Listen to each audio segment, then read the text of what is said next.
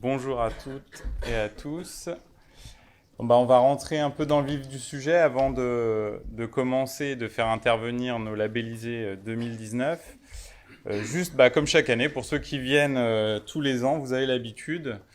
Aurore et moi faisons un petit rappel à la fois du bilan des années écoulées et aussi des évolutions du référentiel Éco-Jardin et du label, et puis communiquer notamment sur tout le travail qui a été fait dans le cadre du kit communication.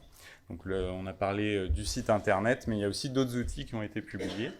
Je vais commencer, avant qu'Aurore intervienne, par vous faire un bilan rapide. Alors, je ne me suis pas présenté, Jonathan Flandin de l'Agence régionale de la biodiversité en Île-de-France, donc écologue et donc en charge au sein de l'ARB de l'animation et de la gestion du label avec ma collègue Marjorie Mies, qui est au fond de la salle. Petit bilan, assez rapide, mais pour que vous ayez quelques chiffres en tête. Ça a été dit dans l'introduction, dans les différents discours. On a dépassé les 500 sites, 534 sites labellisés sur toute la France métropolitaine. Le petit graphique vous montre un peu l'évolution avec en bleu le nombre de nouveaux sites chaque année. Alors, on a eu une année 2019 assez exceptionnelle puisqu'on a eu 125 nouveaux sites, mais on peut remercier, donc ça a été dit, la ville de Pantin avec 28 sites et surtout la ville de Rennes qui interviendra après qui a fait labelliser l'ensemble de ces sites. Donc 72 sites, forcément, ça a fait grimper les chiffres rapidement. On est content aussi de voir que les gestionnaires qui sont labellisés Éco-Jardin continuent et souhaitent conserver le label dans le cadre du renouvellement qui arrive soit au bout de 3 ans pour un premier renouvellement, soit au bout de 5 ans pour les renouvellements suivants. Et donc le chiffre de 94% de sites renouvelés nous permet de voir que c'est un outil aussi pour les gestionnaires dans l'évolution de leurs pratiques et qui souhaitent conserver cette reconnaissance. Alors, petite carte pour vous montrer un peu la répartition des sites labellisés. Alors, j'ai mis en avant les gestionnaires qui ont fait labelliser plus de 10 sites. Alors, vous voyez, essentiellement des collectivités, des communes. On peut citer Bordeaux Métropole, Montpellier, Lyon, Besançon, la ville de Nancy, Rennes et aussi la ville de Paris, évidemment. Alors, on en a beaucoup sur l'Île-de-France, mais on le doit aussi à la ville de Paris, qui en a plus de 100. Et puis des entreprises comme Veolia Eau en Île-de-France, Batigère, Île-de-France, je crois qu'ils sont présents aujourd'hui, et puis Paris Habitat qui interviendra en fin de cette journée. Vous voyez une dynamique. Il y a encore des régions sur lesquelles il faut peut-être qu'on travaille à sensibiliser. Ça ne veut pas dire qu'ils ne font pas de gestion écologique, mais on a peut-être encore un potentiel de nouveaux gestionnaires à mobiliser sur ces secteurs-là. Quelques chiffres clés sur justement les gestionnaires. Donc le premier, 98, c'est 98 gestionnaires différents qui sont entrés dans la démarche Éco-Jardin depuis le lancement en 2012. Alors soit qui ont des sites labellisés, soit qui ont eu des sites labellisés. Donc c'est le nombre de structures qui ont présenté au moins un site depuis le lancement du label. Le petit graphique en haut à droite, c'est la répartition par typologie. Donc vous voyez que quasiment la moitié des structures qui présentent des sites à la labellisation sont des communes et des collectivités de manière générale. Et puis on a aussi quand même une part importante d'établissements d'enseignement d'établissements éducatifs ou sociaux, notamment des lycées professionnels. On en aura des exemples aussi cet après-midi.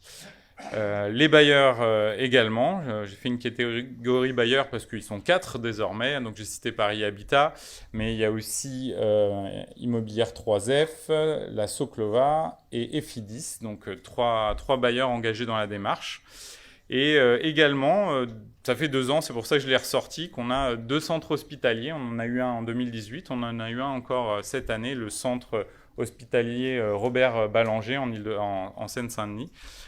Centre hospitalier intercommunal qui a été labellisé. Donc c'est une démarche qui touche vraiment toutes les typologies d'espace et tous les gestionnaires.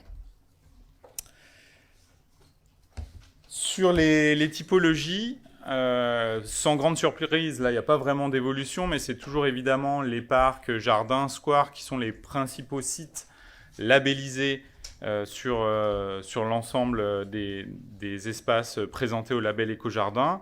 Juste derrière, les accompagnements d'habitation. Donc ça, on peut remercier notamment les bailleurs sociaux qui présentent de nombreux sites de copropriété de bailleurs. Et puis les espaces naturels aménagés, les établissements éducatifs, et puis les cimetières. Et je vous ai mis quelques chiffres un peu plus détaillés après. Donc on a toujours un camping, on peut le rappeler, le camping communal de la ville de Vitré qui a été renouvelé l'an dernier, en 2019. 19 cimetières labellisés éco-jardins. Alors, des cimetières qui ont des conceptions différentes, puisqu'on a des cimetières plutôt assez minérales à Cherbourg, par exemple, et puis des cimetières beaucoup plus paysagers à Grenoble, à Rennes ou à Versailles, par exemple. 23 sites de bailleurs, 469 parcelles de jardins, on l'oublie souvent, mais aussi il y a une typologie jardins familiaux et partagés, donc 469 parcelles de jardins familiaux et partagés labellisés, se situant sur un site labellisé éco-jardin, et environ 55 000 arbres d'alignement, donc notamment la ville de Rennes. Il y en a à Paris, et il y a un troisième qui m'échappe, à Cherbourg, exactement. On a une superficie totale, alors si on additionne l'ensemble des surfaces des sites éco-jardins, on est à plus de 100 km². Alors j'avais cherché à la comparaison pour donner, j'ai oublié la ville, mais ici c'est quasiment la surface de Paris, si je ne me trompe pas, je ne sais pas combien fait Paris. On ne doit pas être loin de la surface parisienne.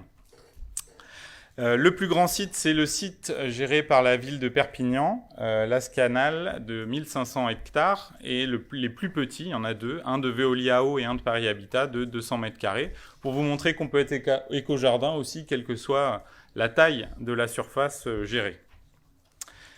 Et pour terminer, pour ne pas les oublier, alors je vais les citer, je ne vous demande pas de les lire. Comme tous ne pourront pas présenter aujourd'hui, on est obligé malheureusement d'en choisir que quelques-uns pour montrer leur travail et leur démarche. Je vous ai rappelé que 2019, c'est donc 125 nouveaux sites labellisés, c'est 28 sites renouvelés. Donc parmi ceux qui ne présenteront pas aujourd'hui, on peut citer la ville d'Annecy, le FPA de Sibins, la ville de Lyon qui ne présente pas mais qui est présente, le MF c'est présente. La ville de Dijon, pardon, je voulais dire. La ville de Dijon. Et puis la ville de Rennes, qui va présenter, ICAD. J'ai parlé de l'hôpital. J'ai parlé de Batigère. La ville de Vitré également. La ville de Pantin qui va présenter juste après. Bordeaux Métropole, la Société de la Tour Eiffel, l'ESA Angers-Loire, la ville de Nantes, la ville d'Aix-en-Provence, et puis toutes les autres que vous verrez tout au long de cette journée. Je rappelle aussi qu'on les valorisera aux alentours de 12h30. Le certificat de labellisation sera remis aux gestionnaires et candidats présents dans la salle. Je laisse Aurore prendre la suite sur la présentation des... Non. Oui, des évolutions du référentiel. Donc il y a une petite question que je pose tous les ans maintenant, c'est qui ne connaît pas Éco-Jardin? Est-ce que vous pouvez lever la main? Une personne. Eh ben c'est super. Du coup, à midi, on peut en parler. Parce que tous les ans, je refais une présentation sur qu'est-ce que c'est Éco-Jardin, et en fait, tout le monde connaît. Du coup, cette année, je propose de ne pas la refaire, mais on pourra en discuter. Il ne faut pas que vous vous sentiez... donc voilà. Et je vais vous présenter plusieurs éléments qui ont été évoqués un peu par Patrice Château dans son discours ce matin. D'un côté, les évolutions du référentiel. Quoi de neuf en ce début d'année, c'est la mise à jour régulière du référentiel qui se fait chaque fin d'année. Donc je vais vous présenter les changements qui sont toujours dans cette idée d'amélioration continue. Et puis ensuite, on parlera de plusieurs projets de communication et puis d'ouverture vers l'extérieur. Alors, sur les évolutions, je vais rentrer tout de suite dans la technique pour vous parler des différentes classes d'intrants qui existent en espace vert, que vous connaissez certainement. Donc d'un côté, les matières fertilisantes, les produits de protection des plantes et puis les produits biocides. Et cette année, avec le comité de technique, on s'est intéressé à améliorer encore l'exigence des critères à la fois sur les produits de protection des plantes, donc qu'on peut appeler plus communément les produits phytosanitaires, qui sont là pour protéger la santé des plantes, et aussi sur les produits biocides, qui sont là pour protéger les humains, et dont on avait parlé l'année dernière qu'un travail était en cours pour savoir comment traiter cette question au sein d'Écojardin. Donc sur les produits phytosanitaires, tout d'abord, il y a un critère essentiel que vous connaissez tous, j'imagine, c'est qu'on ne peut pas utiliser de produits ayant une quelconque mention de danger et qui ne soit pas d'origine naturelle sur des sites éco-jardins. Ce qui veut dire que sur ce petit schéma qui représente la diversité des produits de protection des plantes, on a bien signalé ce qui était interdit dans Écojardin, et notamment toutes les copies de synthèse des molécules d'origine naturelle. Or, aujourd'hui, dans Écojardin, on a des difficultés à pouvoir déterminer l'origine naturelle de certains produits ou leur copie de synthèse. Et en traitant cette question avec le comité technique, le choix qui a été retenu, c'est de rajouter un filtre qui permette d'assurer l'origine naturelle des préparations, des substances qui pourraient être utilisées sur des sites éco-jardins. Et donc, c'est de rajouter le filtre agriculture biologique, ce qui fait que le critère évolue pour que ne soient autorisés que des produits de biocontrôle ou sans classe de danger et utilisables en agriculture biologique. Donc c'est dans cette idée d'amélioration continue. Je rappelle quand même que ce critère, il arrive après tout un tas de choses, c'est-à-dire d'abord de la prophylaxie, ensuite des méthodes de lutte qui ne soient pas chimiques, et qu'en dernier recours, il y a des alternatives pour quelques problématiques. Et bien entendu, il est dans l'idée d'aller toujours plus loin que la réglementation, et donc avec l'évolution aussi de la réglementation, on se tiendra à jour et on fera évoluer encore ce critère. Peut-être une dernière petite précision, c'est qu'aujourd'hui, il y a très peu de sites éco-jardins qui rencontrent des problématiques et qui sont concernés. C'est généralement la processionnaire du pin ou la pyrale du buis. Donc, je pense que dans quelques temps, on pourra dire que c'est vraiment zéro.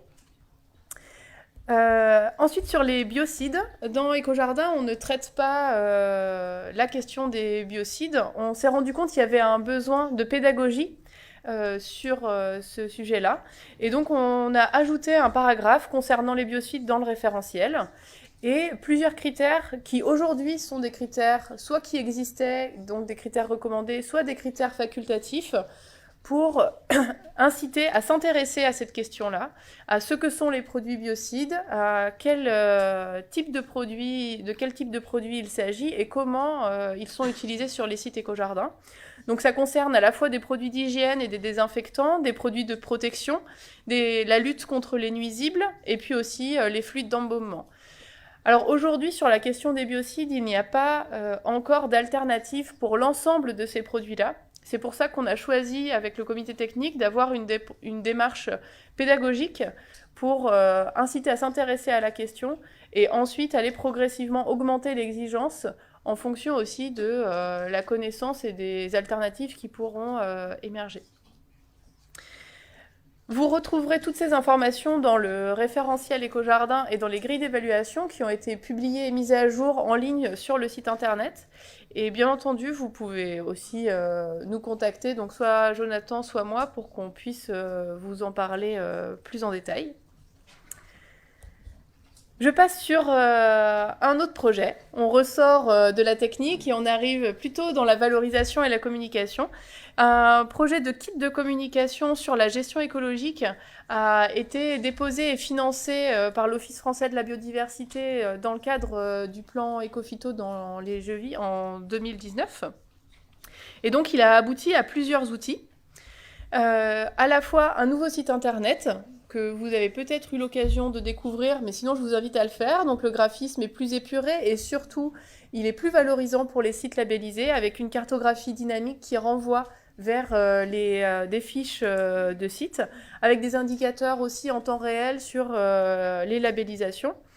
et puis, on va dire plus à l'arrière, une interface plus ergonomique aussi pour l'utilisateur et pour le suivi des candidatures.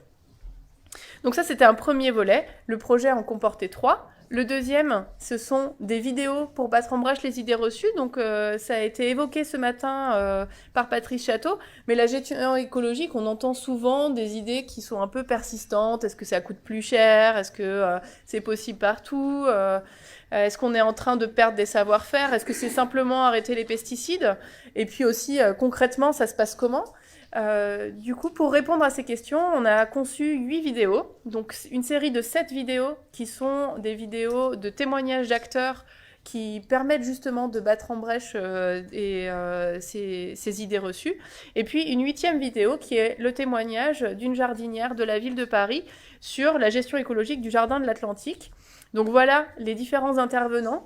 On a essayé de mixer les profils. Donc, Bernadette Lizet, directrice de recherche au CNRS, Dominique Pougeot, chargée de mission au ministère de la Transition écologique et solidaire, Gilles Carcassès, aujourd'hui en retraite, mais chargée de mission biodiversité à Cergy-Pontoise, Pauline Moll, jardinière de la ville de Paris, Cathy Bias-Morin, directrice espace vert de la ville de Versailles, Elisabeth Offray, responsable du pôle ingénierie écologique au CNFPT, Patrice Château, donc adjoint à Dijon et puis président du comité de labellisation, et puis moi-même pour la partie intervention plutôt sur le fonctionnement du dispositif. Je vous propose d'en découvrir une. Alors si j'ai bien compris, depuis la régie, on va pouvoir en lancer une qui dure 3 minutes et ensuite pouvoir découvrir les autres. Vous pourrez le faire sur le site internet du label.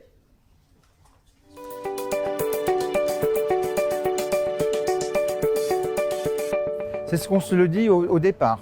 Parce que quand on n'a pas envie de réussir quelque chose, on dit qu'on ne va pas y arriver parce qu'on n'a pas assez d'argent. En fait, c'est tout le contraire.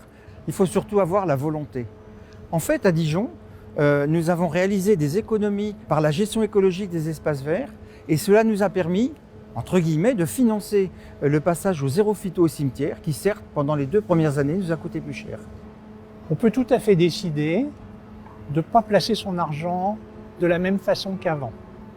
Par exemple, dans un espace, on peut décider qu'à certains endroits, on va dépenser plus qu'avant et puis moins à d'autres. Donc on va faire ce qu'on appelle de la gestion différenciée, ce qui permet de mieux coller aux usages.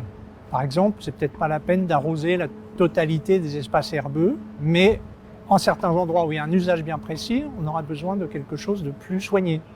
Donc, si on est en gestion écologique et qu'on s'interdit un certain nombre de moyens, par exemple des moyens chimiques, effectivement, les moyens alternatifs peuvent être plus coûteux.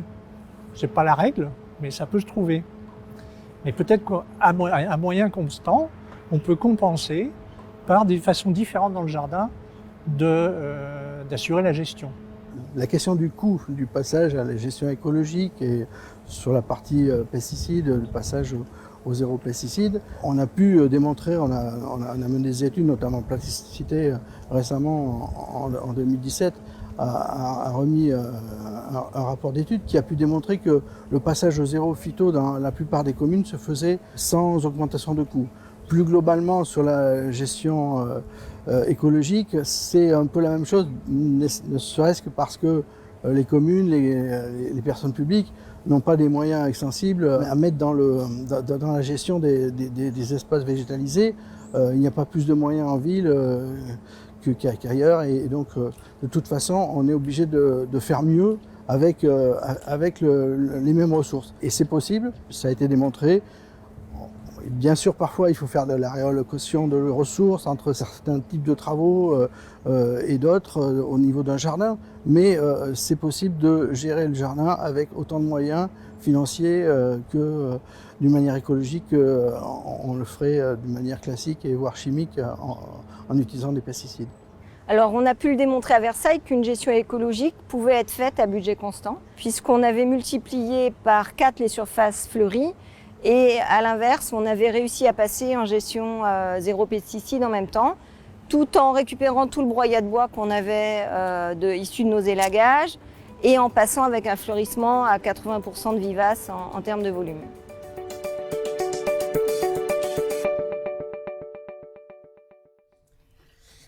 Voilà, donc j'espère que ça vous a donné envie d'aller voir les autres pour voir. Donc tout le monde n'intervient pas à chaque fois, mais je suis certaine que vous apprendrez des choses en allant voir ces vidéos. Donc n'hésitez pas, et puis n'hésitez pas aussi à les utiliser, à les faire connaître auprès de personnes qui ne seraient pas encore convaincues par la gestion écologique. Et le troisième volet de ce kit, c'est la réalisation d'une exposition.